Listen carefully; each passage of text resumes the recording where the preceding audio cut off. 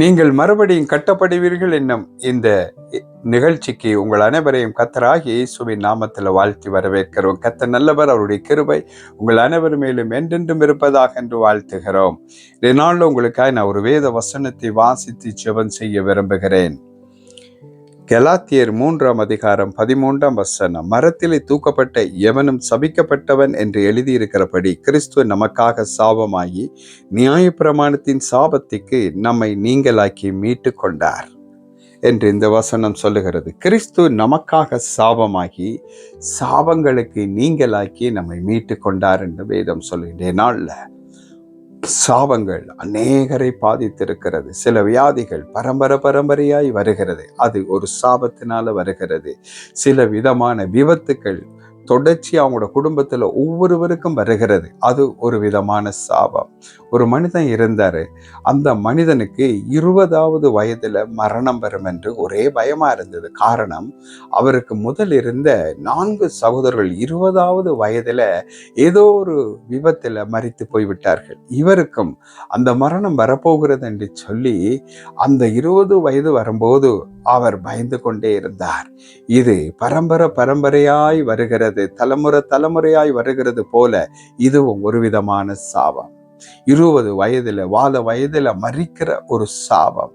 ஆனா அந்த மனிதனுக்கு 20 வயது வரும்போது ஒரு நாள் அந்த மனிதன் ஒரு வருஷத்துல 365 நாள் இருக்கிற 365 நாளும் எங்கே ஒழித்து கொண்டு இருப்பது. மரணத்துக்கு தப்பி எங்கே ஓட முடியும் மனிதன்? மரணத்து மேல ஆவியை விடாதிருக்க மனிதனுக்கு அதிகாரம் இல்லை என்று வேதம் சொல்லுகிறது. ஆகவே இந்த மனிதன் ஒரு காரியம் செய்தார். என்ன காரியம் என்று சொன்னா, அவர் குளிக்கும்படியாய் ஒரு ஆற்றுக்கு போனார். அந்த ஆற்றுக்கு போகும்போது அவர் தண்ணிக்குள்ளே இறங்கின போது அவரை அறியாமல் அந்த தண்ணீர் அவரை அடித்து கொண்டு போக ஆரம்பித்தது. அவருக்கு தெரிந்தது 20 வயது, என்னுடைய குடும்பத்தில் எல்லாரும் மரித்தது போல நானும் மரிக்க போறேன், என்னை காப்பாற்ற யாரும் இல்லையாங்கிற ஒரு கேள்வி வந்தது. அப்பொழுது அவருக்கு இயேசுங்கிற பேரு ஞாபகம் வந்தது. இயேசுவே என்னை காப்பாற்றும், இந்த குடும்ப சாபத்தில் இந்த விடுதலையாக்கும் என்ற போது ஒரு கரம் வந்தது. அவர் அந்த தண்ணீர்ல இருந்து தூக்கி கொண்டு கரையில நிறுத்தினது. அதுதான் இயேசுவின் கரம். பிரியமானவர்களே, இன்றைய நாள் உங்களோட வாழ்க்கையில சாபங்கள் இப்படியா இருக்கலாம், விபத்துக்களாய் இருக்கலாம், குழந்தை பிறந்து அப்படியே அழிந்து போறதாய் அது இருக்கலாம், பிறந்த பிள்ளைகளுக்கு ஒரு குறிப்பிட்ட வியாதி மாறி தாக்கி கொண்டே இருக்கலாம், நிம்மதி இல்லாம இருக்கலாம், ஏன் திருமணம் செய்தேன் என்றதா இருக்கலாம், ஏன் எனக்கு இந்த பிள்ளைகள் இப்படிப்பட்ட பலவீனமாய் பிறந்தார்கள் என்று இருக்கலாம். ஒரு சாபம் அவங்களை தொடருகிறது.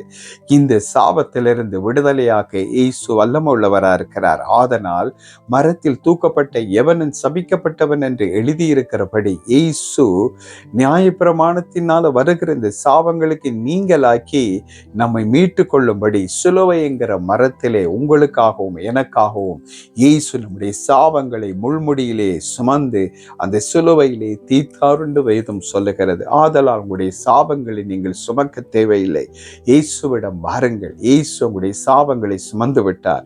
நீங்க ஒருவேளை ஆண்டவராகிய இயேசு கிறிஸ்துவை அறிந்து ஏற்றுக்கொண்டவராக கூட நீங்க இருக்கலாம். ஆனா முழுமையாய் நீங்க உங்களோட வாழ்க்கையை ஆண்டவருக்கு ஒப்பு கொடுக்காவிட்டாலும் இந்த சாபங்கள் பின்தொடரும். முழுவதுமாய் ஆண்டவர்களுக்கு உங்களோட வாழ்க்கையை திருப்பி நீங்க அதை சரி பார்த்து எந்த இடத்துல உங்களோட வாழ்க்கையில ஆண்டவருக்கு கொடுக்க முடியாம இருக்கிறதோ, எந்த இடத்துல ஆண்டவருக்காய் அர்ப்பணிக்க முடியாத பகுதி உங்களோட வாழ்க்கையில இருக்கிறதோ, எந்த இடத்துல பிசாசானவன் உங்களோட வாழ்க்கையில உரிமை கோரி அந்த இடத்துல ஒரு வியாதியை, ஒரு பலவீனத்தை, ஒரு சாபத்தை வைத்து அதிகாரம் செலுத்துகிறானோ, அதை நீங்கள் ஆண்டவருடைய சமூகத்தில் ஜெபம் பண்ணி அதை கண்டுபிடிக்க வேண்டும். அதை கண்டுபிடித்து அவைகளில் இருந்து நீங்க விலகும் போது அந்த சாபம் நீங்கிறதா இருக்கிறது. ஒரு முறை ஒரு தேசத்திலே இப்படியாய் இருந்தது.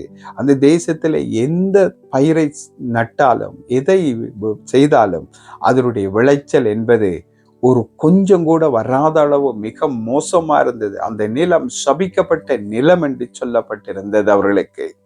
ஆனால் அவர்கள் ஆண்டவராகிய இயேசு கிறிஸ்துவை அந்த நிலத்துக்கு சொந்தக்காரர்கள் ஏற்றுக்கொண்டு அந்த நிலத்தின் சாபம் நீங்கும்படியாய் ஜெபித்தார்கள். அந்த நிலத்தில் அந்த சாபம் வந்ததுக்கு பல காரணம் இருந்தது. அந்த நிலத்துல பலர் அநியாயமாய் கொலை செய்யப்பட்டிருந்தார்களாம். ஒரு காலத்துல அதன் நிமித்தம் அந்த நிலம் சபிக்கப்பட்ட ஒரு நிலமாய் மாற்றப்பட்டதாக அவர்கள் நம்பினார்கள். அவர்களுடைய நம்பிக்கை அது.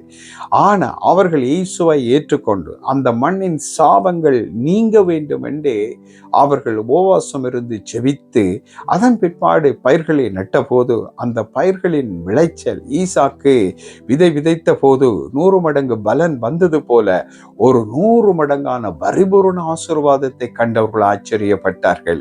ஒவ்வொரு ஆசீர்வாதத்திலையும் இயேசுவின் ஆசீர்வாதம் இருந்தது. இயேசு அந்த சாபங்களை சுமந்தவராய் இருந்தாரு. அது எந்த மனிதன் அந்த பாவத்தை செய்ததுனால, அந்த கொலைகளை செய்ததுனால அந்த சந்ததியாருக்கு வந்த சாபம் அவங்களுடைய நிலங்கள் எல்லாவற்றிலையும் அது பரவி பாய்ந்திருந்தது. அந்த சாபங்கள் நீங்கிய பிற்பாடு இந்த நிலம் ஆசீர்வதிக்கப்பட்டது, அந்த குடும்பங்கள் ஆசீர்வதிக்கப்பட்டது.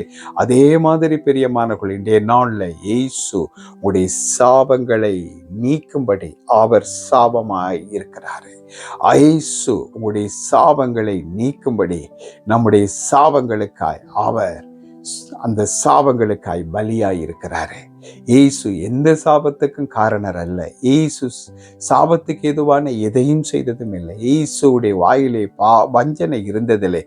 அவர் பாவம் செய்யவில்லை. அவர் பாவம் அறியாத பரிசுத்தர். ஆனால் நானும் நீங்களும் எங்களுடைய பாவத்திலிருந்தும் சாபத்திலிருந்தும் விடுதலை ஆக்கும்படி, நியாயப்பிரமாணத்தின் சாபத்துக்கு நம்மை நீங்களாக்கி ரட்சிக்கும்படியாய் இயேசு நமக்காய் மரத்தில் தூக்கப்பட்ட எவனும் சபிக்கப்பட்ட என்று எழுதியிருக்கிறபடி அவர் நம்முடைய சாபங்களை சுமந்து தீர்த்தார். அதெல்லாம் நான் உங்களுக்காக இப்பொழுது செபிக்க போகிறேன். நீங்கள் என்னோடு சேர்ந்து செவியுங்கள். உடைய சாபங்களை இயேசு சுமந்து தீர்த்து விட்டார். ஆதலால் நீங்கள் சாபத்துக்கு குறித்து பயப்பட தேவையில்லை. அந்த சாபங்களை இயேசு உடைத்து விடுவார் என்று. ஆம் பிதாவே, உம்முடைய குமாரன் இயேசுவின் வல்லமுள்ள நாமத்தில் ஜெபிக்கிறேன். பலவிதமான சாபம், தலைமுறையாய் வருகிற சாபங்கள், குடும்பத்துக்குள்ள வருகிற சாபங்கள், பிதாக்கள் திராட்சை காய்களை தின்றார்கள், பிள்ளைகளின் பற்கள் கூசி போய் நின்றது போல வருகிற சாபங்கள், பலவிதமான சாபங்களினால் உம்முடைய பிள்ளைகள் எனக்கு அப்படி வந்து விடுமோ, இப்படி நடந்து விடுமோ என்று பயந்து பயந்து வாழுகிறார்கள். இதோ இயேசுடைய சாபங்களை சுமந்து தீர்த்ததினாலே இவர்கள் சுமக்க தேவையில்லை என்று இயேசுவின் நாமத்தில் அவர்களுக்கு கட்டளையிட்டு ஜெபிக்கிறோம். அவர்கள் மேல சாபத்தை வைத்து பயமுறுத்தி கொண்டிருக்கிற பொல்லாத சாபத்தின் ஆவியே, நீ வெளியேறு என்று உனக்கு கட்டளை கொடுக்கிறேன். நசரேயனாகிய இயேசு கிறிஸ்துவின் நாமத்திலே சாபத்திலிருந்து ஒவ்வொருவரும் விடுதலை ஆவர்களாக இயேசுவின் நாமத்திலே. சாபத்தினாலே என்னென்ன வியாதிகள், என்னென்ன விபத்துக்கள், என்னென்ன ஆபத்துக்கள், என்னென்ன பிரச்சனைகள், என்னென்ன கஷ்டங்கள், நஷ்டங்கள், துன்பங்கள், இழப்புகள் வந்ததோ அவைகள் அனைத்தையும் கொண்டு வந்த ஆவிகள் விலகுவதாக இயேசுவின் நாமத்திலே. இந்த நிமிஷம் முதல் சாபங்கள் முறிக்கப்படுவதாக இயேசுவின் நாமத்தில. அவர்கள் ஒவ்வொருவர் மேலும் ஆசீர்வாதம் தங்குவதாக இயேசுவின் நாமத்தில. இந்த நிமிஷம் முதல் இனி சாபம் இராதபடி கர்த்தர் செய்வீராக. அவருடைய வாழ்க்கையை ஆசீர்வதிக்கவே ஆசீர்வதியும். இனி பரம்பரையாய் வந்த வியாதி வருவதில்லை இயேசுவின் நாமத்தில. இனிமேல் பரம்பரையாய் வந்த மரணம் வருவதில்லை இயேசுவின் நாமத்தில. பரம்பரையாய் வந்த விபத்துக்கள், வறுமைகள், குறிப்பிட்ட பிரச்சனைகள் மீண்டும் வருவதில்லை என்று கட்டளையிட்டு ஜெபிக்கிறேன் இயேசுவின் நாமத்தினாலே. இயேசு சாபங்களை முறித்து போட்டார். இயேசு உங்களுக்கு ஆசீர்வாதத்தை வைத்திருக்கிறார். அதை சொந்தரித்துக் கொள்ளுங்கள். இயேசுவின் பக்கமாய் திரும்புங்கள். நீங்கள் விடுவிக்கப்பட்டு இருக்கிறீங்க. இயேசு உங்களை விடுதலை ஆக்கி இருக்கிறார். இயேசுவின் நாமத்தில் நன்றி செலுத்தி ஜெபிக்கிறோம் பிதாவே. ஆமென். ஆம் பிரியமானவர்களே, சாபத்தில் விழுந்து போயிருந்த உங்களை இயேசு மறுபடியும் கட்டி எழுப்பி ஆசீர்வதித்திருக்கிறார். அவருக்கு நன்றி சொல்லுங்கள். ஆமென்.